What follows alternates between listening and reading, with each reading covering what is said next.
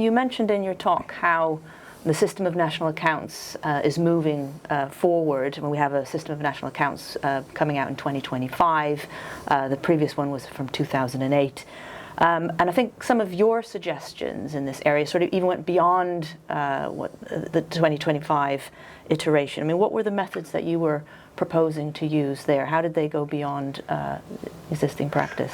There is currently a revision ongoing to the system of national accounts. So the system of national accounts is a big sort of international machinery that is an accounting standard. In physical terms, it's a book like this.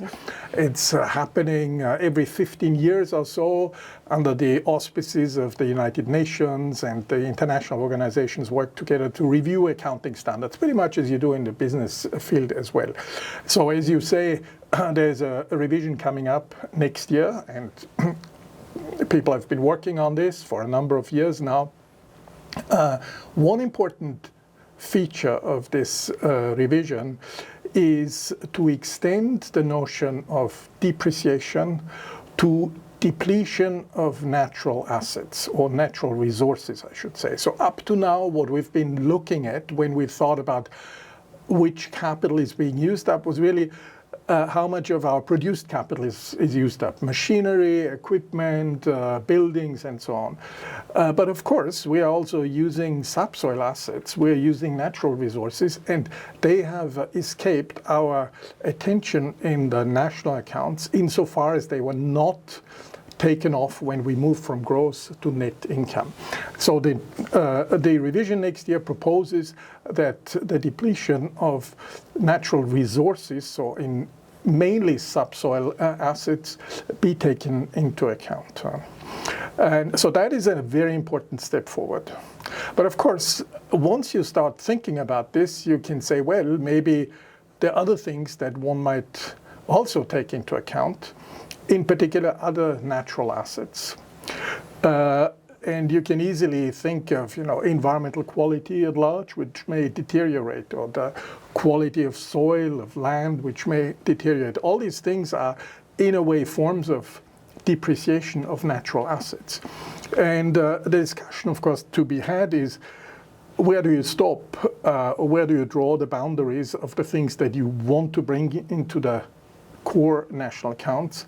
And where those things that while they are very important, being dealt with in different accounting frameworks, like the system of environmental and economic accounts, which is broader and also exists, but has a different usage from the system of national accounts. Yes, but you also highlighted further steps to what we see in the system of national accounts 2025. Can you talk a bit about them? Now, one important question that immediately comes up when you look at these natural resources, in particular in the case of a country like Australia, is that you not only have depletion, you also have appearance of natural resources. Appearance in an economic sense, mainly. Of course, physical subsoil assets, in a way, are finite. Geologically, they exist where they are. But of course, there's something like an economic appearance. So when prices go up, or when there are new discoveries, these resources come alive or appear economically. And as it were, for several decades now, in Australia, the rate of appearance has actually exceeded the rate of depletion, which is an interesting phenomenon. And that plays out when we ask ourselves, well, what is the usage of capital that we have been seeing? How much do we need to set aside to replace the natural capital that we're using?